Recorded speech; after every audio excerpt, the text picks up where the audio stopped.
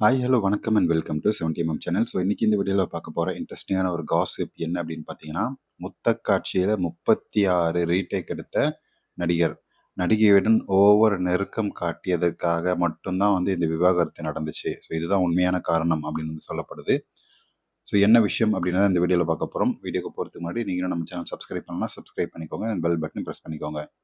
So இசையமைப்பாளராகவும், ஹீரோவாகவும் சுத்திக்கிட்டு இருக்கக்கூடிய அந்த பிரபலம், சமீபத்தில தன்னுடைய திரைப்பயணத்துடைய உச்சகட்ட சாதனைய ஒண்ணு செஞ்சிருக்கிறாரு.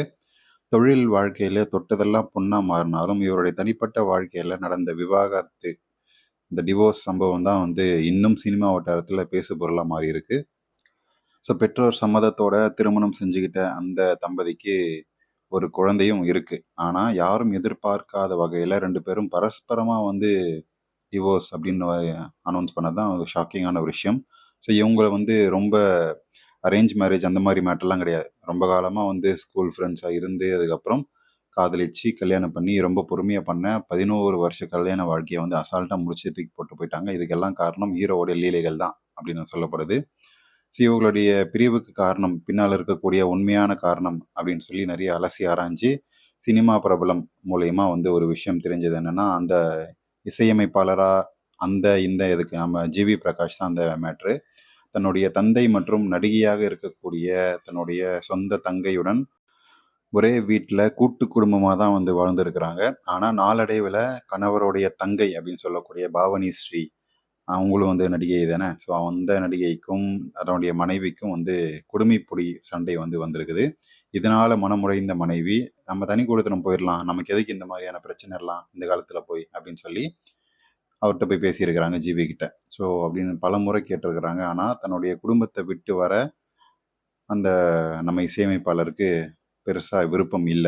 இதனால இதுவே 2 பேருக்குள்ள ஒரு சின்ன மனக்கசப்பு அப்படின்ற ஒரு விரிசல் அப்ப ஆரம்பிச்சது.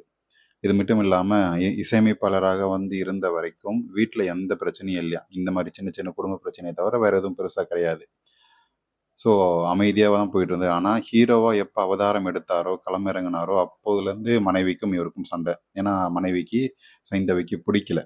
ஹீரோவான பிறகு தன்னுடன் நடிக்கக்கூடிய இளம் நடிகைகள இவரு தூக்கி போட்டு செய் சாத்து ராயான் பண்றாப்புல. இதனால மனைவிக்கும் அவருடைய குடும்பத்தாருக்கும் ரொம்ப சுத்தமா பிடிக்காத ஒரு விஷயமா மாறியிருக்கு இவர் நடிச்சது.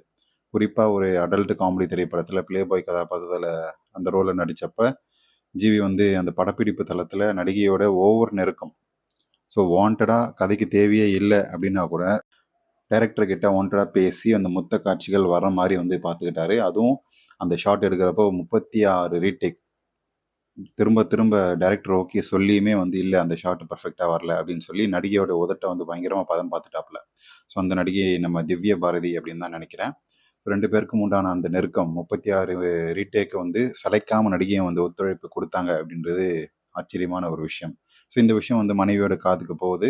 சினிமாவுக்கு நடிக்க போறீங்களா? இல்ல நிஜமாவே கூட நடிக்கக்கூடிய நடிகைகள என்ஜாய் பண்றதுக்கு போறீங்களா? அப்படின்னு சொல்லி வீட்ல ஒரே சண்டை. ஸோ அன்று அந்த முத்த காட்சியில தொடங்கிய அந்த சின்ன சலசலப்பு போக போக கூட நடிக்கக்கூடிய அதுதான் ஸ்டார்ட்டிங் பாயிண்ட். அதுதான் எண்ட் கிடையாது. அது ஸ்டார்ட்டிங் பாயிண்ட். அதுக்கப்புறம் பல நடிகைகள் கூட ஒரு ஓவர் நெருக்கம் காட்டி சில பல மேட்டர்கள் பண்ணதால இந்த விவாகரத்து நீதிமன்றத்துக்கு போச்சு. சத்தம் இல்லாம 2 பேருமே ரகசியமா பிரிஞ்சுட்டாங்க. நியூஸ் வெளிய வந்துருச்சு, அது வேற விஷயம். எதனால அப்படின்ற ஒரு மேட்டர் தான் இதனால அப்படின்றது இப்போ தெரிஞ்சிருக்குது. ஸோ இத பத்தி நீங்க என்ன நினைக்கிறீங்க? கமெண்ட் செக்ஷன்ல மென்ஷன் பண்ணுங்க. வீடியோ புடிச்சிருந்துச்சுன்னா லைக் பண்ணுங்க, ஷேர் பண்ணுங்க, சப்ஸ்கிரைப் பண்ணுங்க. டிஸ்கிரிப்ஷன்ல குடுத்துருக்கக்கூடிய இன்ஸ்டாகிராம் பேஜுக்கு மறக்காம கிளிக் பண்ணி ஜாயின் பண்ணுங்க.